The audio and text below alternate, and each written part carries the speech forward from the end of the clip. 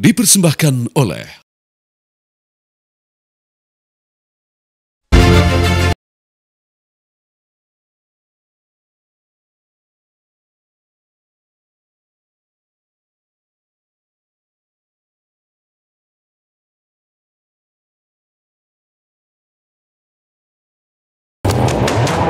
betapa pentingnya para hakim. Anda adalah benteng terakhir keadilan. Saya ingin naikkan gaji seluruh hakim di Indonesia demi kesejahteraan para hakim dengan tingkat kenaikan bervariasi sesuai golongan, di mana kenaikan yang tertinggi mencapai 280%.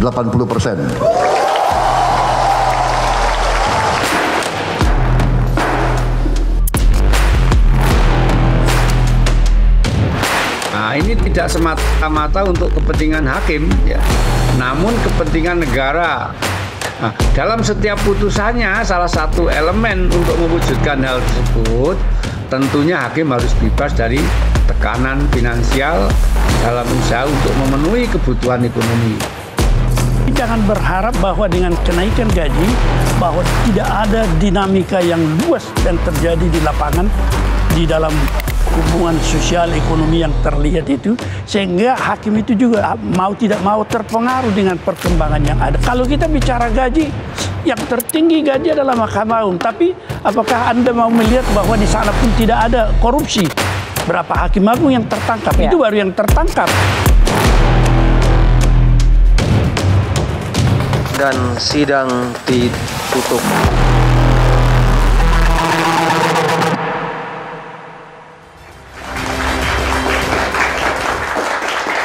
Lebih meriah lagi tepuk tangannya teman-teman mahasiswa dari Fakultas Hukum Trisakti.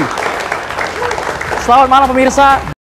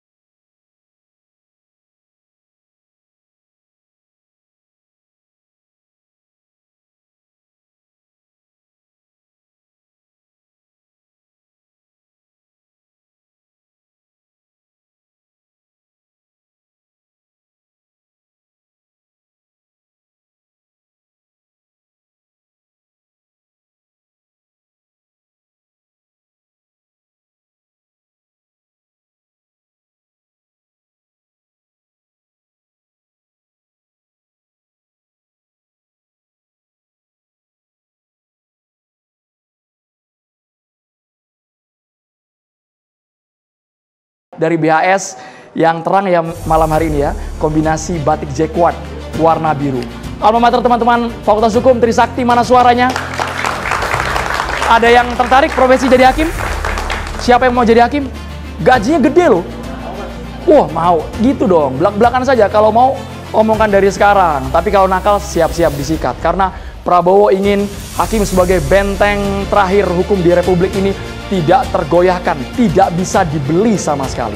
Kami menghadirkan yang malam hari ini datang, wah ini para praktisi hukum, ada ketua komisi, para profesor, ada juga hakim tinggi. Kami sapa terlebih dahulu yang jauh di sana, yang tidak gabung di studio, ada Profesor Hakristuti Hakrisnowo, Guru Besar Universitas Indonesia. Semoga nanti Prof sinyalnya aman, bisa gabung sama kita Prof ya. Dengan latar belakang pantai bisa dilihat Bapak-Bapak. Ternyata guru besar perlu healing juga ya, bukan hakim yang butuh liburan. Ini juga nih Prof Tuti, terima kasih banyak. Kami juga menghadirkan ada Bang Habibur Rahman, Ketua Komisi 3 DPR RI. Sehat Bang Habibur Rahman. Ini kalau Pak Ketua di DPR kami juga manggilnya yang terhormat ya, yang mulia Pak Habibur Rahman. Kemudian kami juga menghadirkan pakar hukum pidana Unhas Prof Said Karim. Malam Prof Said Karim. Assalamualaikum, selamat malam.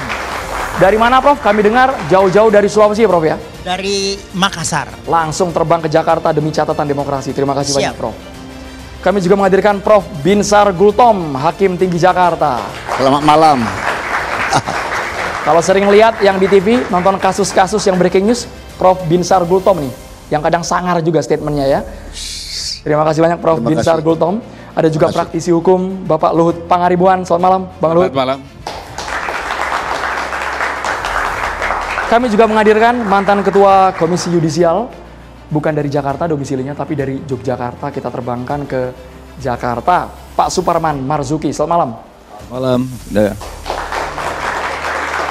Dan juga ada mantan Hakim Agung Mahkamah Agung, Prof. Gayus Lumbun. Selamat malam, Prof. Gayus. Boleh, Prof, kita cek audionya, Prof. Gayus? Ya, selamat malam. Siap. Saya ingin satu pertanyaan yang dijawab oleh semua narasumber yang ada di sini, yang tentunya sangat paham betul bagaimana proses menelaah kasus, kemudian membaca sampai akhirnya memutuskan perkara. Layak tidak gaji hakim dinaikkan secara signifikan? Boleh ke Pak Binsar Gultom dulu, Pak. Bersuara lebih dulu, Pak. Layak tidak menurut Bapak kenaikan signifikan ini? Karena tadi, Pak, sebelum kami on air, ada hakim-hakim ad hoc di Indonesia yang nelpon bahwa, Mas, ternyata gaji hakim ad hoc tidak masuk dalam kategori yang dinaikkan. Padahal perannya kunci untuk memberantas kasus korupsi. Pak Binsar Gultom. Baik, ini dengar ya? Dengar jelas, Pak. Terima kasih pemirsa yang budiman. Saya mungkin bisa menyampaikan sepintas kenaikan gaji yang dimaksud seperti apa. Oke. Jadi di sini bukan tunjangan ya yang naik, tetapi gaji pokok. Jadi seperti yang dikatakan oleh Bapak Presiden RI Prabowo Subianto, gaji pokok hakim terendah. Kalau berkeluarga dia sekitar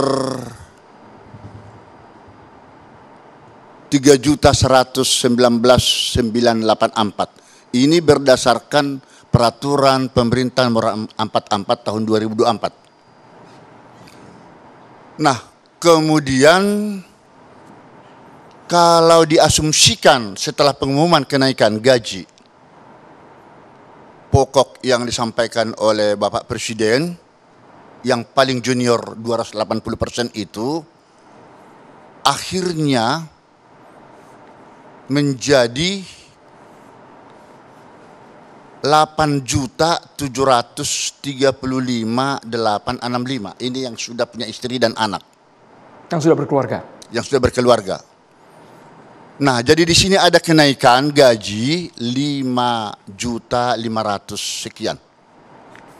Lalu kalau gaji pokok golongan tertinggi senior, pengalaman 32 tahun, golongan 4E seperti saya ini. Ini nggak apa-apa kita ya, bukan soal gaji aman, Pak ya? Ya, ini memang sudah ada tabelnya di sini, daftar gaji pokok. Jadi tunjangan tidak naik sama sekali. Nah, kalau yang sudah juga berkeluarga, itu gaji pokoknya berdasarkan PP 4424 itu sebesar 7.137.984. Ya. Lalu jika dinaikkan gajinya 280%, maka yang sudah berkeluarga tadi menjadi 19.886.355. Apakah perlu take home pay? Saya sampaikan. Perlu, Pak. Nah, take home pay gaji yang paling senior itu akhirnya 46.800.000 ditambah 19.986 sekian menjadi 66.786 lebih. Inilah take on home pay. Sedangkan untuk hakim yang junior 0 tahun itu akhirnya terima take home pay 20.633.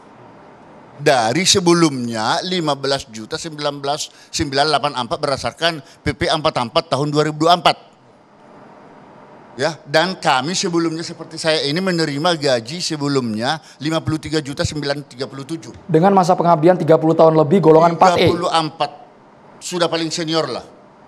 Nah, karena itulah tapi maaf nih. Saya boleh bantu sambil memegang map warna kuning, ya. Pak? Terakhir, boleh sambil perlihatkan ya, Pak Binsar ya, sambil kita perlihatkan, Pak ya. Jadi catatan, ini kenaikan gaji pokok untuk golongan senior itu 12.800.000 sekian. Nah, masa pensiun, ya, jika janji kenaikan gaji oleh Presiden Prabowo dipenuhi, gaji yang diterima para pensiunan hakim 75% menjadi 19.986 sekian kali 75% terima 14.980.9766. Ini terhitung sejak tanggal dikeluarkannya nanti peraturan pemerintah atau keputusan presiden. Nah, catatan kami di sini diharapkan terhitung masa berlakunya masa pensiun gaji pokok hakim itu jika berkenan pemerintah itu dilakukan bersifat mundur, yaitu minimal sejak awal tahun 2025. Kemudian IPAPSI, Ikatan Panitra, Sekretaris, tadi sempat memberikan satu statement kepada kami memang didukung oleh Pengadilan Tinggi dan semua hakim-hakim. Begini usul mereka, sehebat apapun hakim menjatuhkan vonis, apabila pelaksanaan administrasi dan eksekutorialnya macet, maka hukum kehilangan makna substantif. Disinilah fungsi panitera dan jurusita menjadi instrumental vital. Jadi kalau Bapak Presiden Prabowo mengatakan sabar PNS di lingkungan badan peradilan di bawah MA, ya kiranya jangan terlalu lama sabarnya. Supaya jangan terjadi kecemburuan atau disparitas gaji. Karena mereka juga menyatakan gajinya, tunjangan panitera Panmut terakhir ini, Panitera PT Rp3.250.000,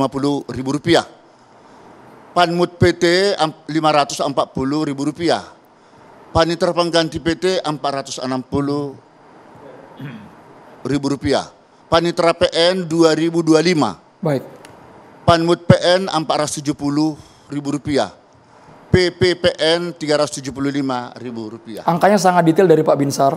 Ya. Itu betul-betul kami anggap transparan Pak di hadapan publik. Ya. Tapi pertanyaannya Pak, siap. Kalau soal cukup tinggi atau rendah kan relatif ya Pak ya sifatnya? Sangat relatif. Menurut Bapak apakah ketika sudah diberikan nominal yang besar tidak akan lagi tergoda Pak? Nah. Soalnya tadi saja Pak, kami tadi sore itu kaget Pak. Ada konvers di Kejagung itu kasus CPO, uang dijajarkan 11 triliun. Baru kali itu kami lihat tumpukan uang Pak. Mungkin dalam sejarah Indonesia sebanyak itu ternyata. Lembaran uang 11 triliun. Hakim tergoda nggak Pak ketika nominal sogokan, main mata agar perkaranya lepas atau onslak?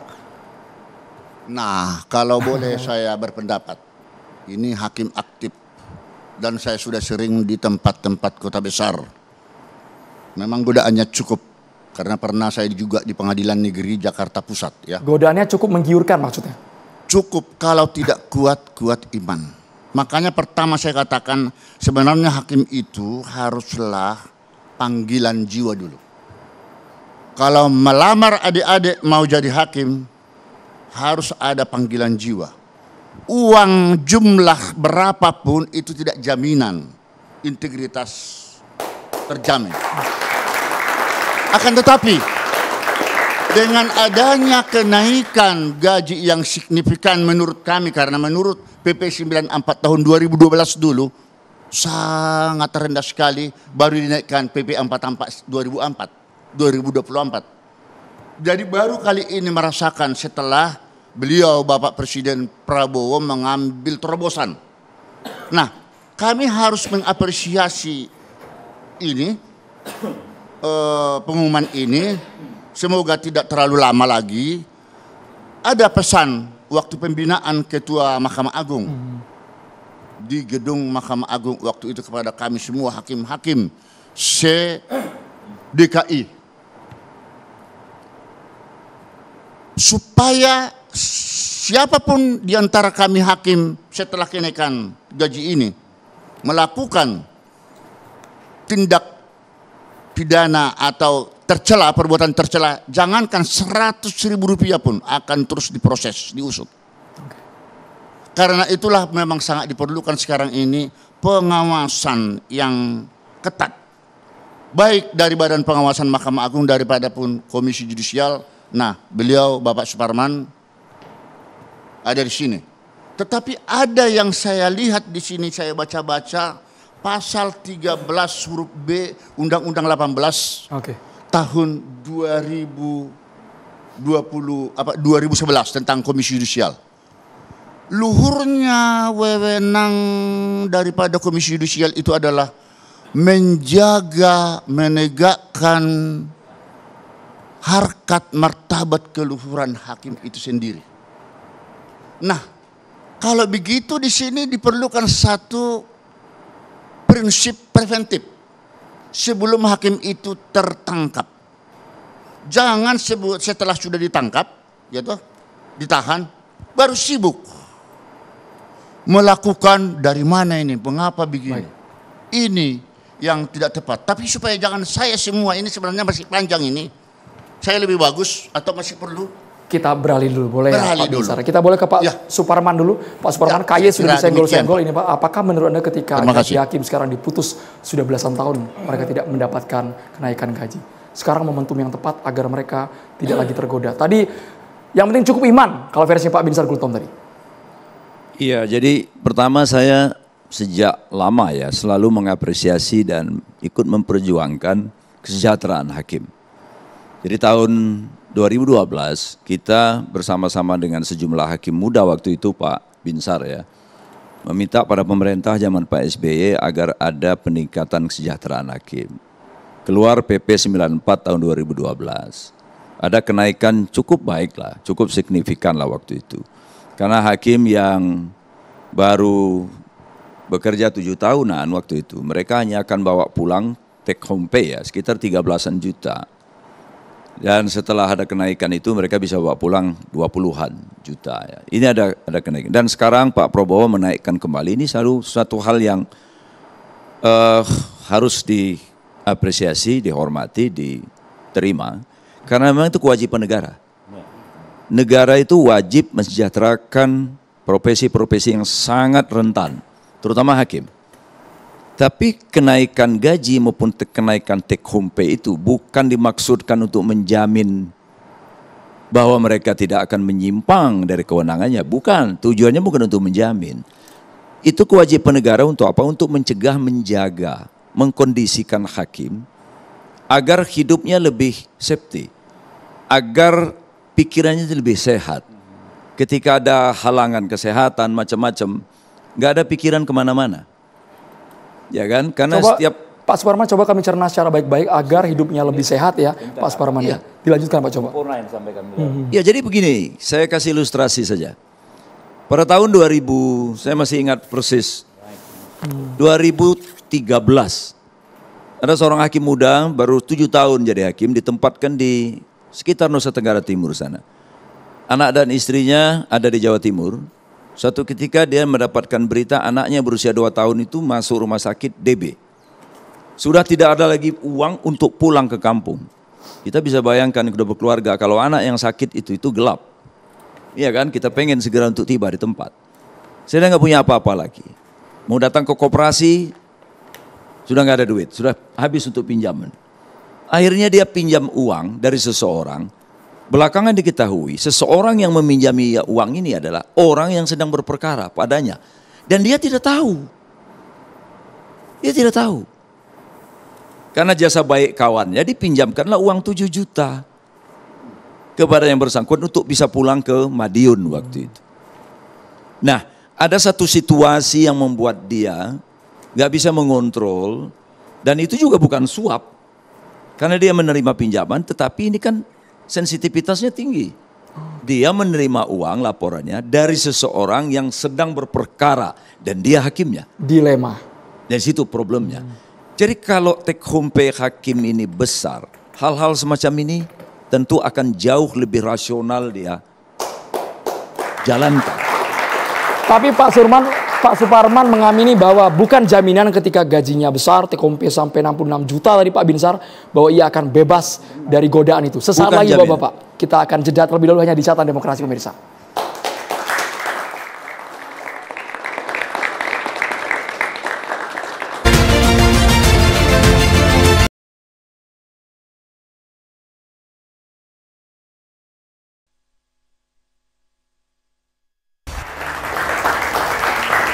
Kita lanjut ke Pak Suparman, ada data Pak dari ICW 2011 sampai 2024, 20-an lebih hakim terlibat korupsi. Di 2025 ada 4 Pak bahkan yang sudah terjerat pidana.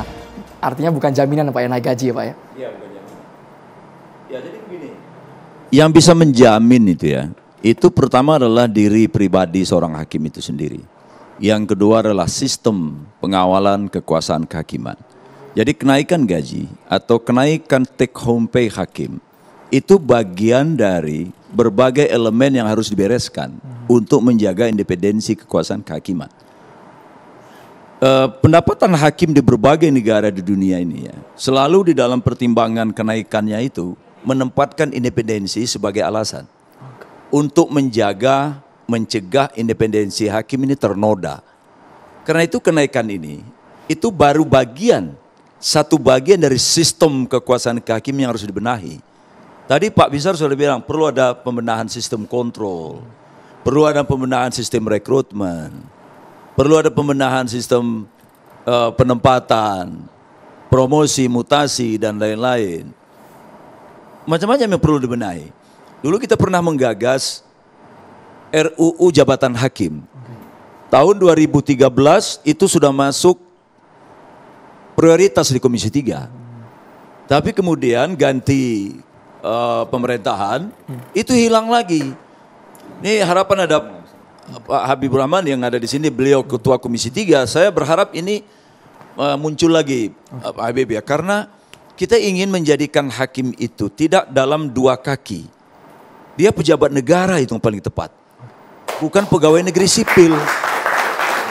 Kalau dia pegawai negeri sipil, maka hakim itu terikat dengan aturan-aturan administratif PNS.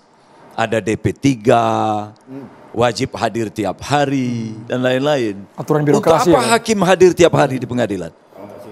Iya, jadi dia hanya hadir untuk sidang saja. Waktunya yang banyak itu untuk membaca, untuk training, untuk memperdalam pengetahuan-pengetahuan hukumnya, daripada dia nongkrong dari jam 8 sampai jam 4. Jadi ini barangkali yang perlu dipertimbangkan ke depannya oleh pemerintah di era Pak Prabowo ini. Banyak hal yang bisa dilakukan, terobosan-terobosan terkait dengan kekuasaan kehakiman. Ini momentum yang tepat untuk dilakukan itu. Dan mudah-mudahan saya sebagai masyarakat akan melihat perkembangan-perkembangan yang sangat signifikan di dalam kekuasaan kehakiman. Sebab ini adalah unsur yudikatif terpenting dalam jajaran yudikatif. Karena hakim itu menentukan hak kewajiban orang, menentukan nasib orang, bahkan menentukan nyawa orang yang bisa dikirim ke regu tembak. Bayangkan kekuasaan yang sangat besar hakim itu. Wakil Tuhan di muka bumi, Pak. Iya. Jadi kalau mereka tidak diperhatikan oleh negara secara maksimal, ya kita memang membiarkan kekuasaan ini rentan. Kewenangan mereka rentan. Sebab itu maka di masa lalu ketika saya masih di Jakarta, saya sempat secara sepintas menyampaikan Ketua Mahkamah Agung Indonesia itu layaknya take home pay-nya itu 500 juta. Besar sekali Pak, 500 juta Pak. Iya. Saya dimarahin oleh teman-teman Komisi 3 waktu itu. Pak itu kelebihan. Oh enggak. Setahu saya bisa dikoreksi ya, Ketua Mahkamah Agung Singapura itu 2,5 miliar per bulan. Negara sekecil itu, relatif kecil perkaranya, dan kita, Ketua Mahkamah Agung Indonesia, yang satkernya ada berapa Pak Bensar? 400-an, 30-an satker. 280 juta penduduk, dengan jumlah perkara ribuan. Tumpukan perkara di Mahkamah Agung itu, waduh, Pak Gayus nih paham sekali nih. Jadi harusnya sepadan mendapatkan nominal yang besar ya Pak, dengan beban kerjanya Pak. Iya, jadi dengan demikian kalau hakim-hakim kita itu take home pay-nya itu besar, maka kondusif dia di dalam mengemban amanah sebagai penyelenggara kekuasaan kehakiman. Sudah nggak ada berpaling lagi pikirannya itu. Oke. Tentu saja didukung oleh sistem yang lain. Ya, pertama saya menegaskan bahwa kenaikan gaji itu, ya saya diskusi dengan Pak Prabowo itu udah 3 pemilu Pak. Ya kalah 3 kali baru menang terakhir. Salah satunya kalau diskusi soal hukum dengan saya soal kenaikan hakim, gaji hakim ini. Itu harus digarisbawahi, itu right, not a privilege. Itu hak. bukan privilege. Karena memang mereka berhak mendapatkan pendapatan yang layak, yang sejahtera. Saya advokat Pak, sebelum jadi jadi anggota DPR. Saya paham sekali Pak. Saya berpraktek ke Kalimantan, berpraktek ke Sulawesi, paham sekali. Tantangannya pelaksanaan tugas mereka itu membutuhkan biaya yang lebih daripada profesi lain. Misal dibanding dengan dosen yang menetap di satu kota. Mereka ini rata-rata tinggal bukan di home base-nya. Keluarga di Jakarta bekerja bukan di home base-nya. Keluarga di Jakarta ya, dia di Jakarta berdinas pertama di Sulawesi Utara, Sulawesi Tenggara. Yang untuk pulang ke rumah 2 minggu sekali saja itu setengah mati Pak. Kalau beli tiket pesawat dan lain sebagainya setengah mati gitu loh. Untuk membawa keluarga kadang-kadang sulit juga secara teknis karena belum tentu ada sekolah buat anaknya ya kan ya, atau istrinya bekerja di tempat yang lain. Itu satu. Yang kedua tadi sudah disampaikan Pak Suparman soal memang betapa strategisnya jabatan hakim ini, sehingga saya itu waktu 5 tahun di DPR kunker akrab sekali dengan istilah AKBP. AKBP singkatan dari? Anak kos belakang pengadilan. Jadi hakim-hakim kita ya mirip sekali. Versi hemat atau gimana nih Bang Habibur Rahman? Artinya istrinya kan sudah bapak-bapak semua Pak. Ya, tapi menjadi anak kos. Entah siapa yang laundry bajunya, siapa yang ngurus makan paginya. Karena nggak sanggup sewa rumah, sanggupnya sewa kamar kos, gitu loh. Ya kan? Itu akhirnya kesejahteraannya menurun sekali, gitu loh. Nggak bisa merawat diri sendiri Pak. Sampai mohon maaf, innalillahi, banyak yang sakit meninggal di kamar kos karena nggak kerawat. Ya? Karena misalnya biasa masak dimasakin, mungkin dia masak beli yang kurang sehat makanannya. Ada almarhum kawan kita Bang Daniel, ya, LBHI itu kan jadi hakim tipikor meninggal di ini. Kawan saya juga ada almarhum. Karena memang menjadi tidak terawat, kondisi kesehatannya pun terabaikan. Nah sehingga itu adalah hak mereka yang sudah berapa tahun, sejak tahun 2014 kalau nggak salah Pak Binsar ya, nggak pernah ada kenaikan. Nah 2012 ya.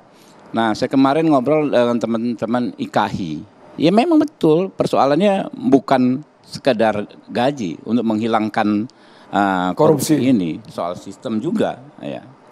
Karena tapi kalau haknya tidak dipenuhi, tentu godaannya besar orang untuk melakukan tindakan yang mengarah kepada kriminal. Yang kami ngeri itu Bang, hak tidak dipenuhi, jalan pintasnya mereka mengambil uang-uang seperti itu Bang. Ya makanya saya ini orang partai politik, ya kan ya. Kita tahu sekali, misalnya kita bagi uang saksi nih kepada pengurus tingkat provinsi untuk membagikan uang saksi ya untuk pemilu ya ke pengurus yang tingkatnya kecamatan. Kalau nggak kita kasih lebih ke pengurus yang tingkat provinsi untuk ongkos dia keliling kecamatan, sama aja ngajarin ada uang saksi yang nggak di-deliver. Karena ya buat kepentingan dia muter. Ditilep? Ya bukan ditilep, artinya kita mengajarkan dia untuk menilep gitu loh. Kalau kita pakai instruksi-instruksi saja ya kan, tidak memahami kondisinya seperti itu. Memang itulah faktanya Pak. Kalau orang tidak terpenuhi haknya, yang kekhawatiran brother tadi, ya bisa terjadi. Tapi bukan berarti ketika terpenuhi haknya otomatis semua selesai. Godaan-godaan itu. Ada masalah-masalah lain. Masalah bagaimana pengamanan sistem ya, peradilan ini dan lain sebagainya, itu akan kita kerjakan bersama. Kedua, selain hakim ini masuk ke soal undang-undang jabatan hakim. Saya kemarin di IKAHI, saya bilang sama seperti KUHAP. KUHAP ini kan jadi batu lama sekali Pak, mandek Pak. Jadi ketika kemarin saya alhamdulillah dipercaya teman-teman jadi ketua Komisi 3, gampang aja saya panggil tim ahlinya Komisi 3, saya panggil Badan Keahlian DPR, ya kan ya. Saya jelaskan kurang lebih apa yang dibikin, mereka bikin draft lalu dibikin. Kemarin waktu acara IKAHI saya bilang ada Pak Ketua Mahkamah Agung ya, ada Pak Yanto tadi segala macam. Udah tunjuk saja tim dari IKAHI. Minggu depan datang ke Komisi 3, ya kan? Nanti saya pertemukan dengan tim ahli Komisi 3. Kalian bikin draft, kami coba koreksi. Kemarin sudah Pak, alhamdulillah Pak. Itu langkah cepat konkret terbuka saja. Teman-teman IKAHI dipimpin ada Pak Yanto, ada berapa orang sudah datang ya kan ke Komisi 3, saya perkenalkan dengan tim ahli untuk digodok jadi draft awal. Insya Allah dalam periode ini undang-undang jabatan hakim ada hadir gitu loh. Tepuk tangan Selesai. boleh buat DPR. Ini janji Bang yang harus ditepati Bang ya. Disitulah ya kita benar-benar bisa mendudukkan hakim dalam posisi sebagaimana layaknya. Oke. Ya, dia hak beliau, kewenangannya, perlindungannya dan lain-lain sebagainya kita atur. Bukan hanya soal duit Pak. Ini bukan hanya soal duit ya. Tapi bagaimana kita memposisikan orang yang terhormat dengan cara-cara yang terhormat juga. Dan baru ya bersamaan dengan itu tentu masalah kita ini kan selalu kalau ini naik yang ini berasa dianggap tidak penting dong. Enggak begitu, ya kan? Semua penting. Tapi jangan khawatir. Kita percaya pada optimisme Pak Prabowo. Kadang-kadang saya orang di sekitar Pak Prabowo aja kaget-kaget, wih kok berani sekali. Tapi ternyata apa yang selalu disampaikan selalu terwujud gitu loh. Pertama hakim, kemudian panitera, guru, dosen. Kalau kita bicara soal ini kan berarti bicara soal bagaimana memicu pendapatan negara. Oke. Mulai dari pemberantasan korupsi yang ratus-ratus triliun sudah disikat, lalu faktor-faktor lain, bagaimana tadi Pak Prabowo bilang soal bioenergi, ya, di mana kita nanti bisa meninggalkan ketergantungan kita pada fosil. Saya tadi juga diskusi bagaimana maksimalisasi pendapatan negara dari telekomunikasi digital kayak begini segala macam, banyak sumbernya Pak. Ternyata alhamdulillah Tuhan Maha Besar, Allah itu maha baik buat bangsa kita. Kita ini sumber dayanya tuh nggak habis-habis. Habis minyak timbul batu bara, habis timbul batu bara timbul nikel, timbul pasir silika dan lain sebagainya. Ternyata ya saya yakin dengan optimismenya Pak Prabowo. Jadi ya. semua janji ya, akan ditepati, bukan omong-omong semata ya Bang Habibur ya kan Rahman, ya, pelan-pelan tapi pasti ya insya Allah semuanya kita maksimalkan. Baik, saya boleh beralih ke Prof. Said Karim. Anda sepakat dengan kenaikan gaji hakim walaupun tidak menjadi jaminan bahwa ketika gajinya tinggi akan bebas dari godaan-godaan uang yang berperkara. Prof. Said. Terima kasih atas kesempatan yang diberikan kepada saya. Assalamualaikum warahmatullahi wabarakatuh. Waalaikumsalam. Dan selamat malam baik kepada hadirin yang berada di studio maupun para pemirsa TV One di seluruh Indonesia. Pertama-tama, kalau kita bicara tentang kenaikan gaji hakim, maka kita harus tahu dulu ketentuan-ketentuan hukum yang mengatur tentang gaji hakim itu. Tadi Pak Prof. Binsar sudah mengemukakan, ya memang beberapa deregulasi dalam bentuk peraturan pemerintah, misalnya dimulai PP 94 2012 tentang hak keuangan dan fasilitas hakim yang berada di bawah Mahkamah Agung. Kemudian ada Perpres nomor 5 tahun 2013 khususnya untuk para hakim ad hoc. Lalu kemudian ada PP 8 tahun 2000 tentang peraturan gaji hakim peradilan umum, tata usaha negara dan agama. Terakhir adalah PP 44 tahun 2024 yang tadi tidak perlu lagi saya jelaskan karena secara bersahaja dan sangat jelas telah dijelaskan oleh Prof. Binsar. Setelah kita mengetahui deregulasi atau dasar hukum tentang yang mengatur gaji para hakim, maka selanjutnya saya ingin menyampaikan bahwa upaya pemerintah Bapak Presiden Prabowo untuk memperbaiki peradilan kita dewasa ini dan menaikkan gaji para hakim adalah merupakan langkah kebijakan yang sangat tepat. Diharapkan bahwa dengan peningkatan gaji para hakim ini, maka meningkat pula kualitas kerja hakim sesuai dengan tugas pokok dan fungsinya masing-masing. Sesuai dengan tupoksinya dalam menciptakan keadilan dan kepastian di tengah-tengah masyarakat. Selanjutnya, perkenankan lagi saya mengungkapkan bahwa ada sejumlah pertanyaan bahwa kalau gajinya dinaikkan, apakah ada jaminan bahwa integritasnya pun meningkat? Ya, untuk ini perkenankan saya untuk mengemukakan pendapat saya bahwa menaikkan gajinya ini itu jauh lebih baik. Oleh karena dengan pendapatan yang sepadan dengan kebutuhannya, maka ruang-ruang untuk mendapatkan pengaruh itu dapat dieliminir, dapat diperkecil. Sehingga kita harapkan hakim kita itu semakin memiliki komitmen yang kuat, memiliki integritas yang kuat. Karena kenaikan gaji itu tidak hanya setelah kenaikan gaji tidak diikuti dengan langkah berikutnya. Kami yakin dan percaya bahwa pemerintah dan pihak terkait akan mengikutinya dengan langkah yang disebut dengan pengawasan internal dan eksternal. Seperti misalnya pengawasan di bidang internal. Maka Badan Pengawas Mahkamah Agung Republik Indonesia akan meningkatkan kinerjanya dan akan semakin mendekatkan harapannya kepada harapan masyarakat. Demikian pula Komisi Yudisial. Pada Komisi Yudisial ini kita berharap ke depan tidak hanya memberikan rekomendasi untuk menjatuhkan sanksi atau punishment, tapi jikalau sekiranya memungkinkan Komisi Yudisial ini dapat diberikan kesempatan untuk menjatuhkan punishment pada kasus-kasus tertentu.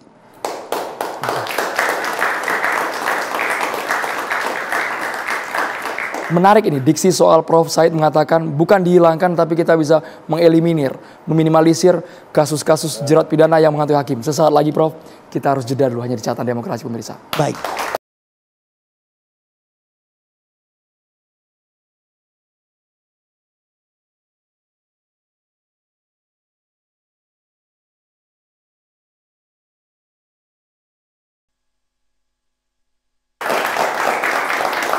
Jadi celah hukumnya masih ada ya Prof ya? Diakui masih ada celah hukum, sekalipun nominalnya tinggi. Iya, kemungkinan seperti itu bisa saja terjadi. Tapi seperti saya katakan tadi, bahwa dengan meningkatkan gajinya, pendapatannya para hakim kita, maka itu semakin dapat mengeliminir, memperkecil kemungkinan godaan-godaan seperti itu bisa timbul. Ya, baik. Saya ingin menjawab lagi satu pertanyaan, bahwa di masyarakat itu ada pertanyaan juga. Nanti Pak Pangaribuan saya kira juga bisa menjelaskan bahwa apakah kenaikan ini juga termasuk mereka yang berstatus hakim ad hoc. Nah, kalau saya lihat penjelasan Bapak Presiden kita, beliau mengemukakan tadi pada tayangan bahwa beliau ingin membahagiakan atau meningkatkan gaji kepada seluruh hakim. Dengan pengertian seluruh hakim itu, maka baik hakim karir maupun hakim ad hoc. Jadi dengan demikian teman-teman dari kalangan hakim ad hoc itu tidak usah gelisah, tidak usah cemas, tapi tunggu giliran. Sampai hari ini mereka masih menunggu, belum ada kejelasan. Iya, tapi tunggu giliran. Sebenarnya, Mas, ini Bapak Presiden kita ini dalam rangka menata penegakan hukum yang lebih baik dan sistem hukum di Republik Indonesia. Beliau tahu, beliau ini orang cerdas, beliau ini orang pintar. Beliau tahu bahwa dalam sistem peradilan pidana misalnya, integrated criminal justice system, ada polisi, ada jaksa, ada hakim. Beliau sudah memikirkan itu, bahwa seluruh aparat penegak hukum itu akan ditingkatkan gajinya. Namun tentu saja dilakukan dengan cara bertahap. Oleh karena itu pada malam ini kita fokus bicara tentang kenaikan gaji hakim. Baik, Prof. Said Karim. Selanjutnya, saya izin mengemukakan sedikit lagi bahwa saya ingin mengemukakan pendapat pribadi saya, bahwa sebenarnya bagi kalangan para hakim kita di Republik Indonesia ini, maka harta kekayaan yang paling bernilai bagi hakim kita itu adalah integritas. Seperti tadi yang dikatakan oleh Bapak Prof bahwa Prof Binsar bahwa menjadi hakim itu adalah panggilan jiwa. Jadi karena itu kalau dia memang panggilan jiwa, insya Allah dia akan menjalani itu profesinya sebagai hakim dengan sedemikian rupa dan semampunya untuk dapat dilaksanakan dengan sebaik-baiknya. Baik, Prof. Jadi tadi saya katakan bahwa kekayaan terbesar bagi seorang hakim itu adalah integritas. Sedangkan kalau misalnya dinaikkan gajinya, ya, maka sebenarnya itu hanyalah penjaga agar integritasnya itu tidak tergerus dengan godaan-godaan yang bersifat duniawi. Sekian dan terima kasih. Terima kasih Prof Said. Sebelum ke Prof Gayus sama Pak Lut, sepertinya kita ke Prof Akris Tuti dulu karena jauh via Zoom. Prof Tuti sudah tersambung, Prof Tuti? Prof Tuti sepakat satu nafas bahwa hakim itu punya integritas, panggilan jiwa yang harusnya tidak tergoyahkan sama sekali. Meskipun mungkin tumpukan miliar di depan matanya. Prof Tuti. Iya, saya kira betul sekali ya, integritas itu adalah kunci bagi, bukan hanya bagi hakim sebenarnya buat saya, tapi bagi teman-teman yang bekerja di penegakan hukum. Ya. Dan tadi dari Pak Binsar mengatakan, waduh gajinya 3 juta gitu ya, memang kecil sekali. Tapi Pak Binsar, tahun lalu saya bersama Pak Surya Atmaja, ya Hakim Agung, itu menguji seorang mahasiswa S3, dan ketika kami ngobrol-ngobrol, beliau tuh mengatakan bahwa gaji Hakim Agung itu tadi kalau dari Pak Suparman bilang harusnya 500 juta, sekarang sudah hakim bukan ketua Mahkamah Agung, tapi Hakim Agung itu sudah sampai 700 juta, Pak. Tepuk tangannya boleh di studio 700 juta ya. Sekali, sehingga ketika saya mendengar mendekati 1M ya. Informasi bahwa akan kenaikan gaji 280%, saya memikirkan, waduh, gajinya bukan 700 juta tapi menjadi 2,1 miliar karena 3 kalinya gitu ya. Dan ya itu membuat saya sungguh kaget gitu ya. Wah, apa ya itu yang dimaksudkan ya.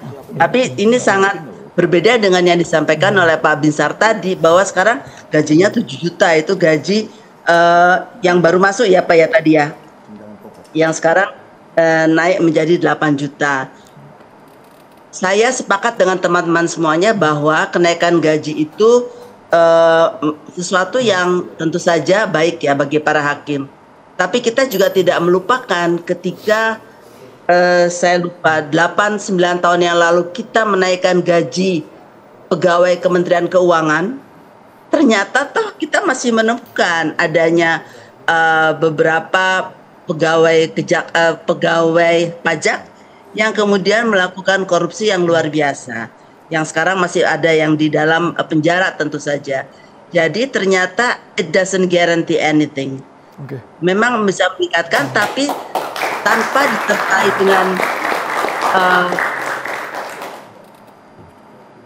disertai dengan langkah-langkah lainnya, menurut saya tidak mungkin. Karena tadi integritas, menaikkan gaji tidak membuat seseorang yang tidak punya integritas menjadi punya integritas. Harus ada. Dan saya sepakat juga bahwa yang pertama pengawasan. Nah, pengawasan menjadi penting sekali. Kenapa? Saya ingat kata-katanya Pak Bismar Siregar. Bagaimana kita mau menyapu kalau sapunya kotor? Nah, ini artinya apa? Artinya teman-teman yang melakukan pengawasan itu juga harus menunjukkan adanya keteladanan bahwa mereka tidak melakukan langkah-langkah yang tercela gitu ya. Nah, pengawasan inilah yang menurut saya saat ini perlu ditingkatkan. Nah, kalau gajinya sudah 700 juta itu kira-kira pengawasan seperti apa yang kita perlu? 77 juta gaji plus tunjangan pokok. Itu dari Pak Yanto Hakim Agung loh. Ya. Bukan 777 juta. Bukan. 77 juta. Jangan sampai salah nih Bapak. Iya. 77 juta gaji dan tunjangan. Ya. Prof Tuti. Pak, saya dapat informasinya dari Profesor Surya. Beliau Hakim Agung. Ya tinggal dicek yang menyampaikan bahwa Pak Jubir Mahkamah Agung ada teman hakim barangkali saya bisa menambah sedikit soal mengenai masalah itu gaji sampai 700 juta. Itu bukan, saya tidak tahu apabila tidak diberitahu oleh seorang hakim agung. Jadi ini memang 700 juta. Totally Pak, wrong, gitu. Bu. Salah Bu. Salah. Tanya. Pasti Lalu salah Pak tuh. Surya gajinya kira-kira berapa? Sekitar 250 juta. Jadi tingkat yang tinggi itu menurut saya gajinya memang sudah cukup tinggi ya. Yang di bawah-bawah itu nanti yang Mohon mungkin perlu izin diperhatikan interupsi dengan baik Ibu sekali. Prof. Dan Kristuti, sepertinya Pak Binsar ingin langsung hanya komentar. Langsung ke poinnya sebentar. saja Pak Binsar. Ya, Boleh langsung ke hanya poinnya, masalah gaji tadi, kami sepertinya belum sependapat kalau gaji Bapak-bapak yang mulia Hakim Agung itu sebesar 700-an juta.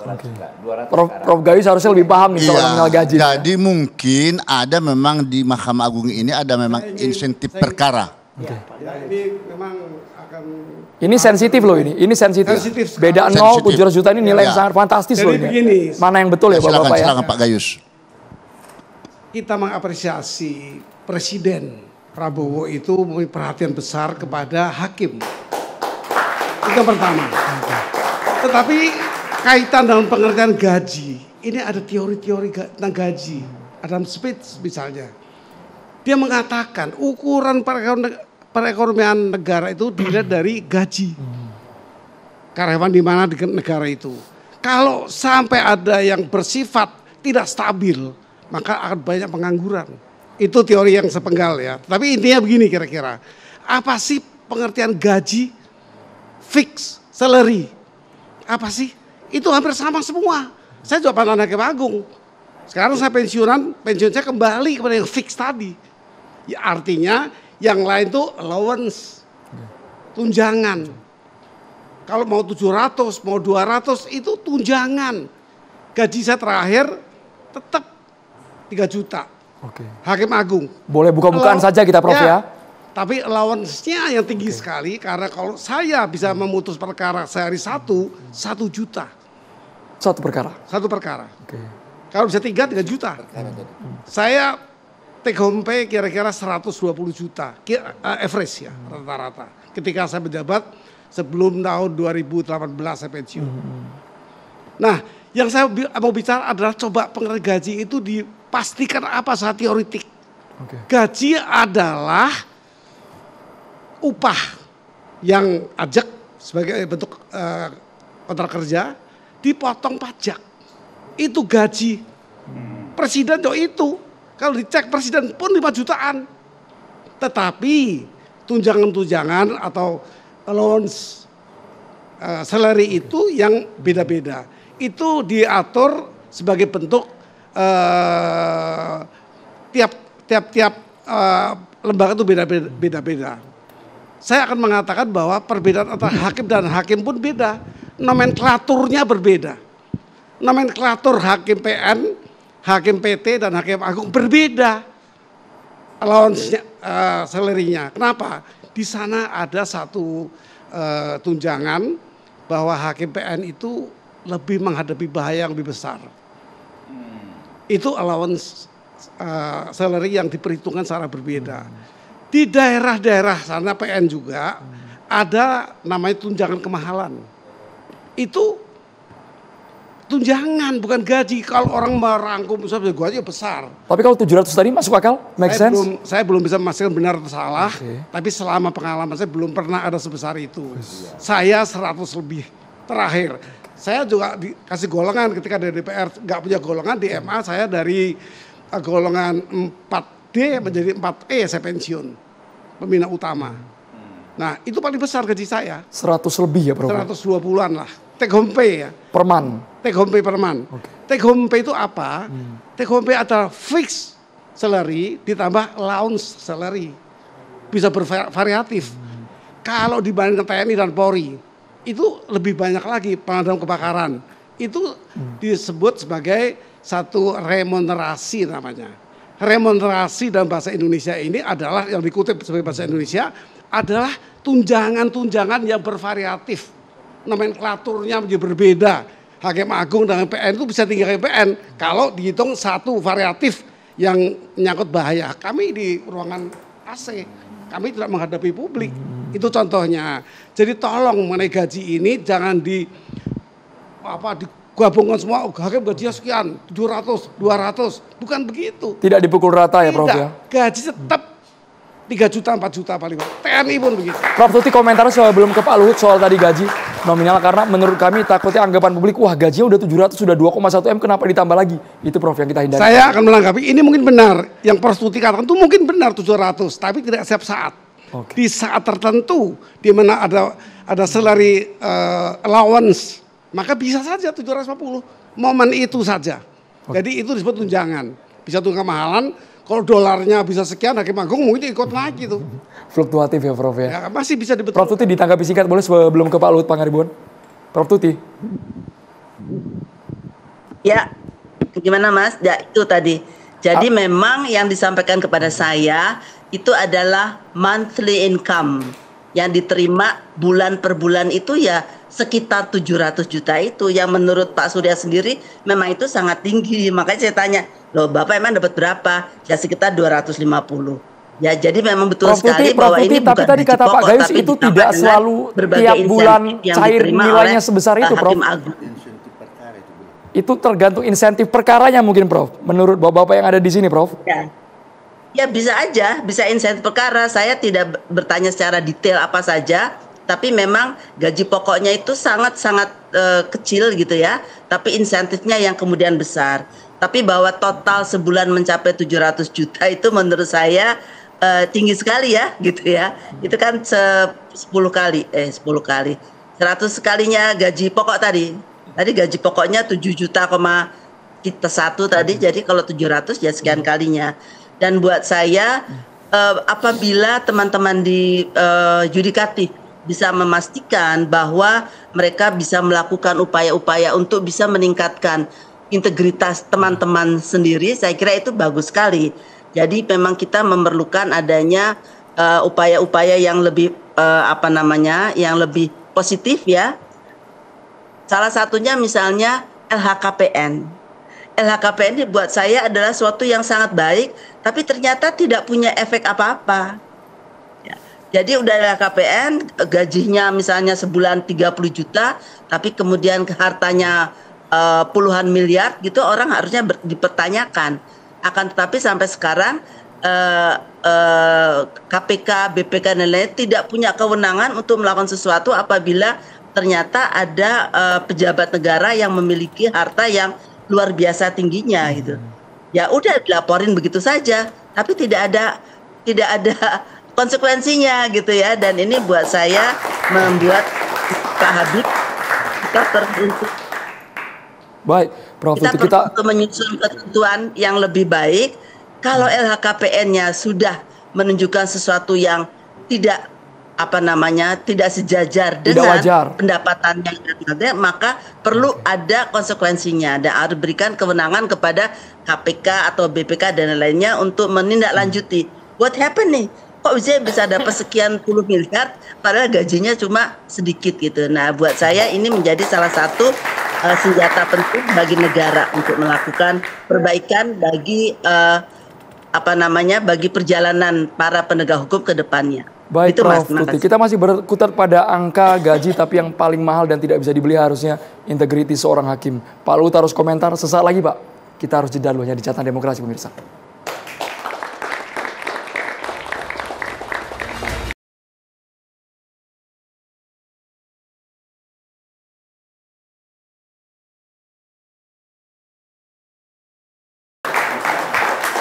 Ini karena kita semua sanksi soal nominal, supaya nolnya nggak kelebihan. Pak Binsar saat ini sedang nelpon Pak Yanto, Pak ya. Sedang nelpon Pak Yanto, ingin memastikan sebenarnya Hakim Agung itu berapa nominalnya. Terjawab ya Pak ya. Berapa Pak? Langsung dijawab Pak Binsar. Perkara berapa? Masih menelpon. Itu kalau intensi itu yang dikatakan yang mulia Pak Gayus betul, tapi kan itu.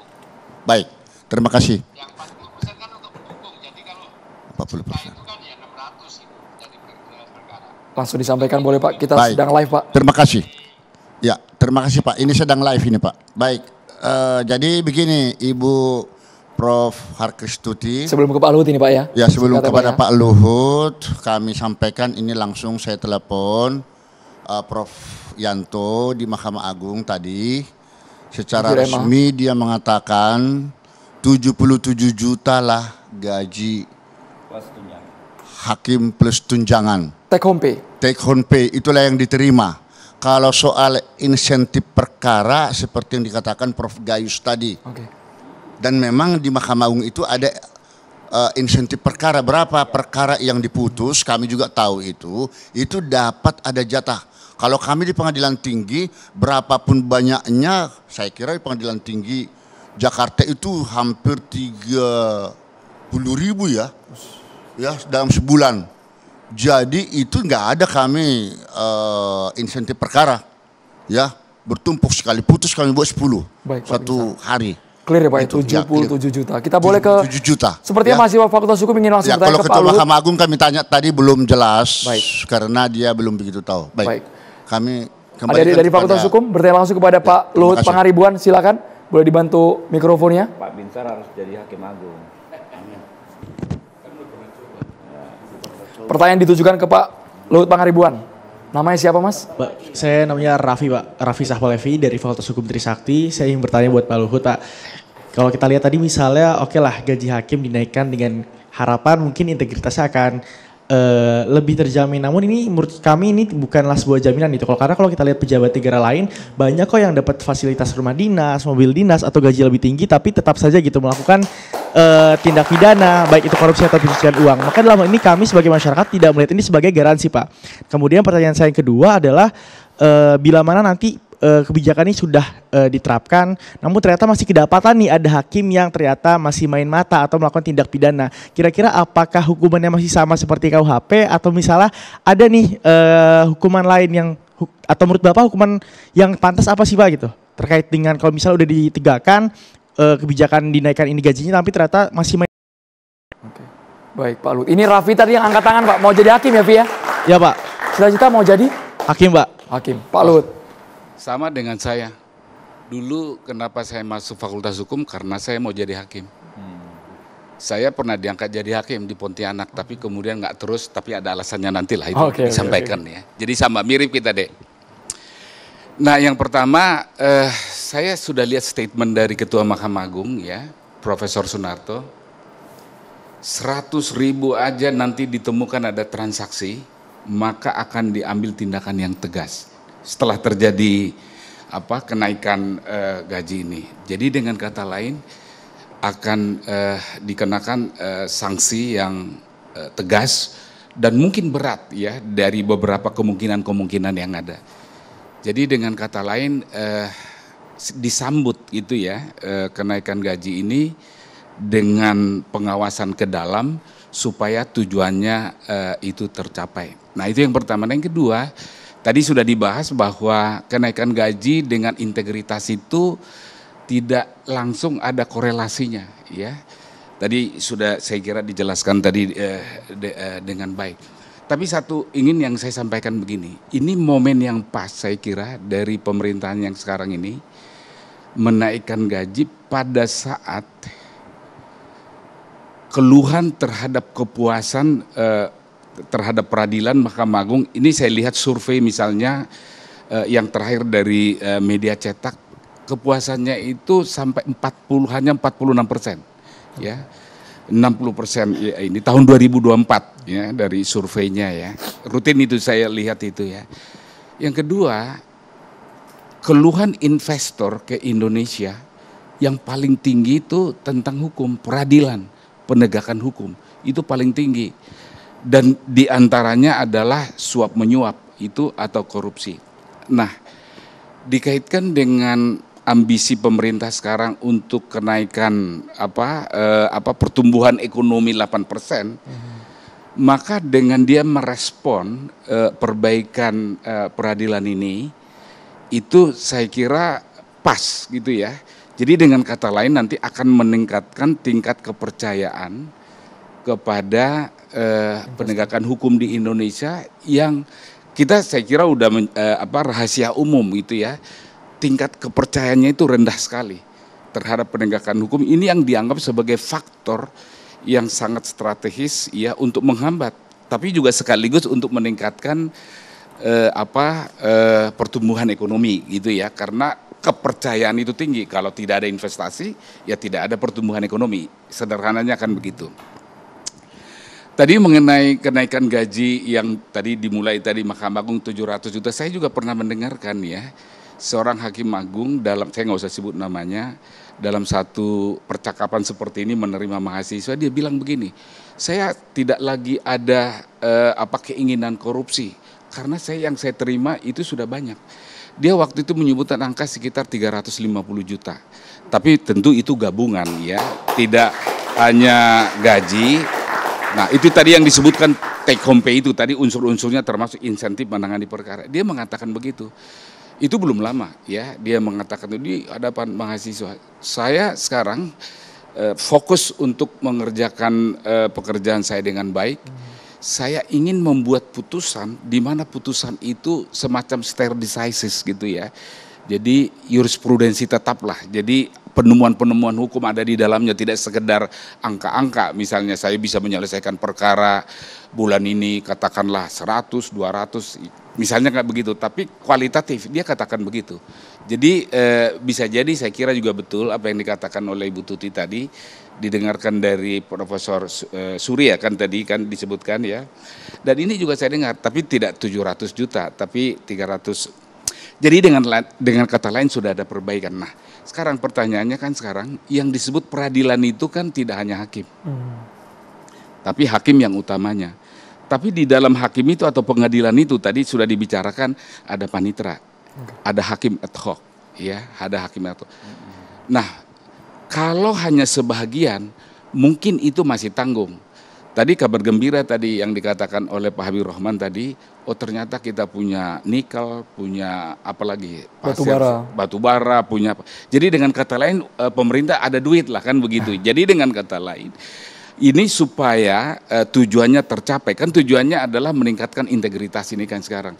Maka seluruh jajaran peradilan itu harus juga ditingkatkan kalau sekarang fokusnya pada yudikatif, ya, pada kekuasaan kehakiman. Nah, pengadilan itu ada panitera, ada sekretaris, kan.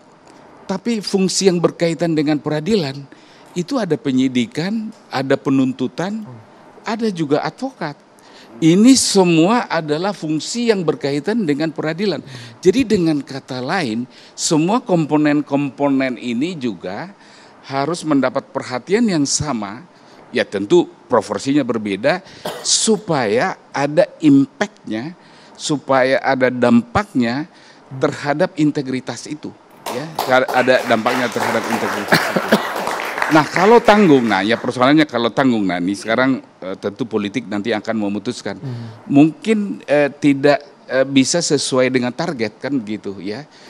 Nah sekarang aja sudah muncul tadi udah dibacakan oleh Pak Binsar tadi statement dari panitera, tolong kami karena nggak putusan boleh bagus, tapi kalau nanti eksekusinya dan lain-lain itu tidak mendukung, akhirnya juga rendah juga nanti penilaian.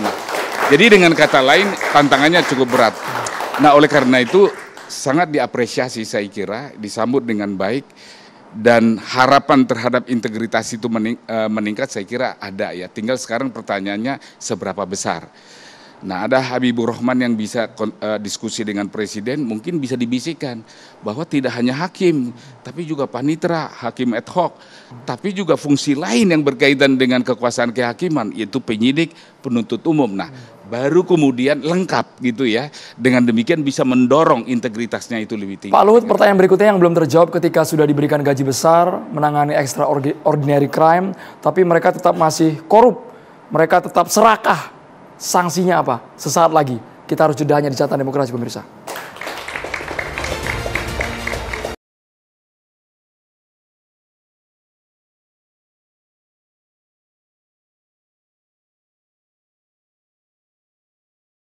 Semoga semuanya kebagian. Kalau memang gaji sudah tinggi tapi masih serakah, hukuman tegasnya apa? Dari kacamata Pak Luhut dulu boleh menjawab. Ya harus tegas ya, seperti dikatakan oleh Ketua Mahkamah Agung kan. Jangankan terima yang besar gitu, 100.000 aja transaksinya, pemecatan bisa diberhentikan, ya itu dimungkinkan diberhentikan ya. Jadi dengan kata lain saya melihat direspon dengan komitmen bahwa nanti pelayanan di bidang hukum itu seperti yang saya katakan, keluhan investor ya, keluhan masyarakat pada umumnya, bahwa penegakan hukum kita itu jangan menjadi hambatan ya untuk meningkatkan pertumbuhan ekonomi. Tapi memang kenaikan gaji ini sudah keharusan memang ya. Saya praktisi hukum, saya advokat, saya ketua umum Peradi. Saya melihat itu ya, dan juga dapat dengaran di daerah-daerah itu memang memprihatinkan. Jadi paslah itu ya di kebijakan yang dilakukan sekarang itu dimulai yang terbawah nih sekarang ya, di mana gajinya tadi kalau nggak salah dihitung-hitung bisa sampai 30 juta ya, Pak Binsar ya tadi ya. Jadi dengan kata lain hidupnya akan lebih layak. Nah kalau hidupnya lebih layak ya, maka kemungkinan dia produktif ya, memberikan putusan yang baik ya, putusan yang melayani masyarakat akan bisa diharapkan. Baik. Tapi sanksi itu memang pasti akan terjadi. Nah, Reward and punishment. saya kira Prof. akan Gayus. terjadi. Saya akan menambah sedikit dari pengertian apa itu gaji dan take home pay. Itu sangat berbeda. Jadi orang gaji sekian, sebenarnya berapa take home pay itu? Take home pay itu berbagai variatif dengan nomenklatur yang berbeda-beda. Jadi nggak bisa gaji besar ini, wah itu hebat, tidak begitu. Kedua, saya minta Mahkamah Agung, boleh lebih dekat, Prof. Mahkamah Agung ini jangan umbar janji. Karena janji Mahkamah Agung sudah banyak. Zaman Pak Bagir Manan menjanjikan tahun 2010 sampai 2035, 20 tahun itu akan menjadikan suatu court excellent untuk Mahkamah Agung. Itu janji. Ada 2 perma yang lebih tegas lagi. Ini tadi kan kurang tegas itu kalau dibikin serupiah pun akan tidak logis itu. Kalau hakim menerima uang untuk sebuah perkara yang dia mendapatkan hasil 50 juta 5 tahun, perma nomor 1 tahun 2020. Betapa kejamnya. Dan perma nomor 8 tahun 2016. Berjenjang.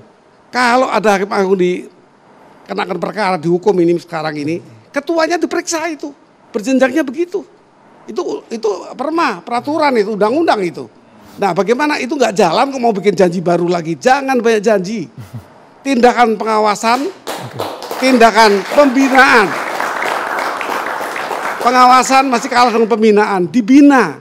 Sehingga tidak jadi nanti gaji dan sifat-sifat yang hebat tadi, apa sebutannya tadi, yang mempunyai harga diri, integritas, ya integrated ya,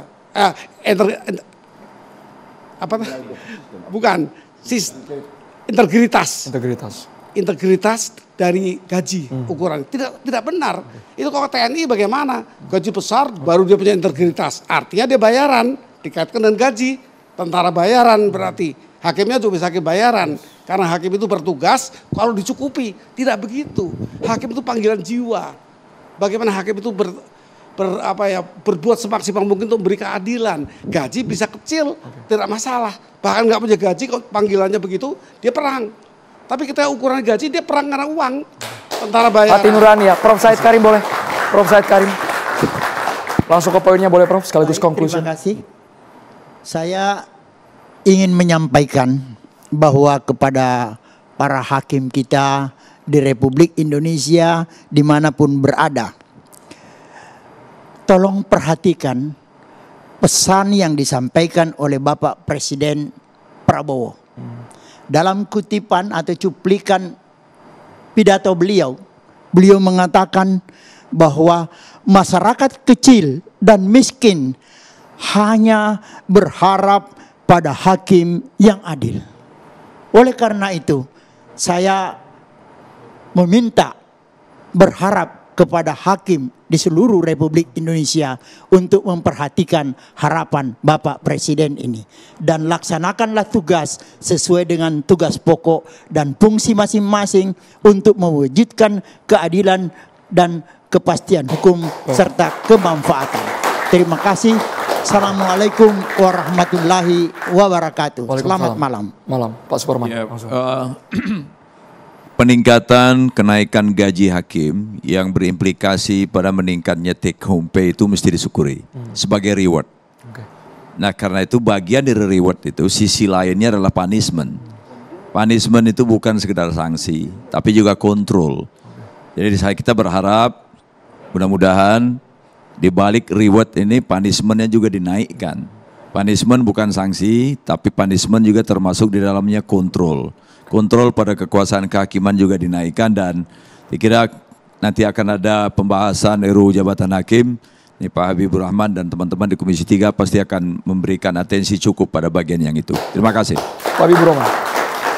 Saya mendapat WA ya dari banyak rekan-rekan saya juga, ya alumni Fakultas Hukum yang bekerja sebagai panitra, ya yang sebagai sekretariat di Mahkamah Agung di pengadilan, tentu menjadi concern kita juga. Nggak mungkin kita abaikan rekan-rekan ya.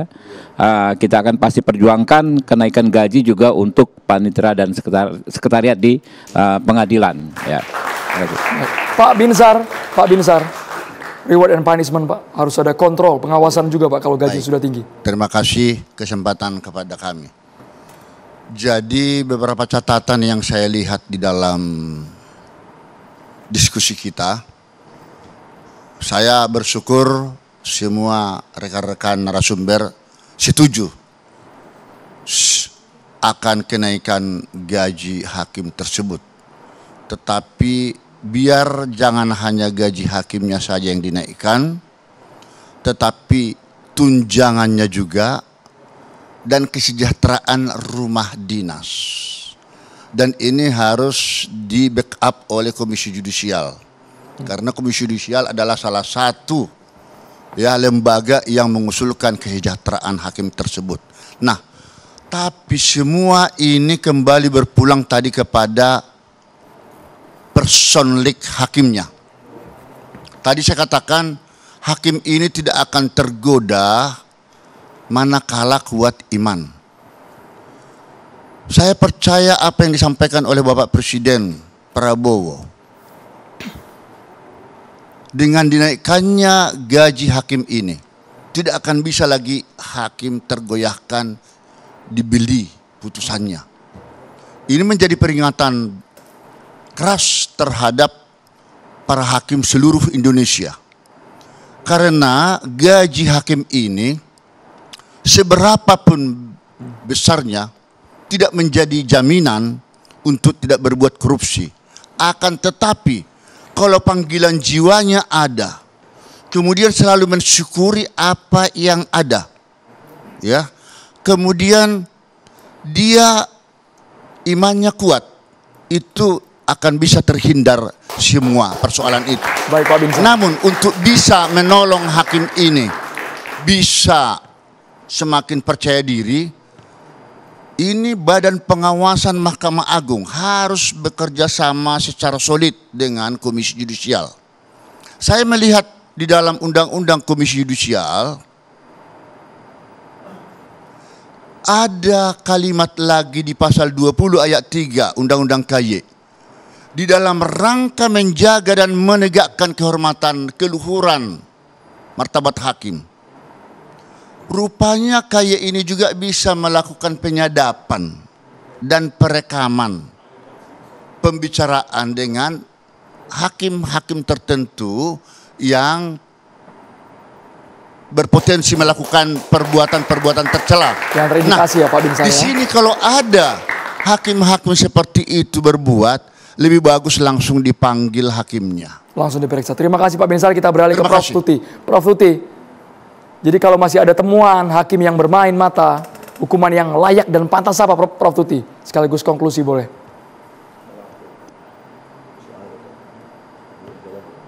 Boleh di-unmute Prof. Tuti? Audionya minta tolong dibuka Prof. Tuti, audionya masih di-mute. Ya. Silakan Prof. Terima kasih Mas. Jadi buat saya, kalau tadi ada 100.000 menjadi hakim diberhentikan, buat saya itu nggak cukup. Lalu proses peradilannya bagaimana gitu kan? Tetap harus ada proses hukum, peradilan pidana yang juga kemudian dilakukan terhadap yang bersangkutan. Karena dengan yang memberhentikan itu buat saya itu bukan suatu reaksi yang akan dapat menjerahkan.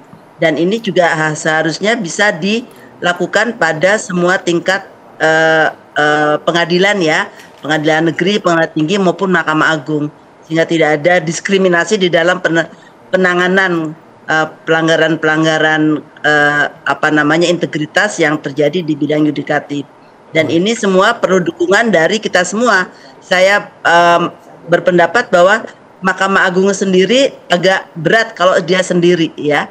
Nah tadi disampaikan juga teman-teman Komisi Yudisial itu seperti apa. Tapi kemudian kita semuanya juga masyarakat sipil perlu mendorong agar kedepannya kita bisa meningkatkan supaya kita lebih bisa mendapatkan keadilan yang diberikan oleh pengadilan. Terima kasih Prof. Tuti, Bang Habibur Rahman, Prof. Said, Pak Binsar, Pak Luhut, Pak Suparman dan juga Prof. Gayus, serta mahasiswa dari FH Trisakti dan juga UIN yang sudah bergabung di Catatan Demokrasi. Hak para hakim sudah terpenuhi, sekarang publik menuntut agar hakim bisa betul-betul memutus perkara sesuai dengan keadilan dan juga berpihak pada kebenaran. Kami juga terima kasih pada Batik Jacquard BHS yang telah mendukung penuh Catatan Demokrasi. Saya Andromeda Mercury, kita tunggu gebrakan dari pemerintah agar tidak ada lagi yang main mata dengan proses hukum di Indonesia. Sampai jumpa.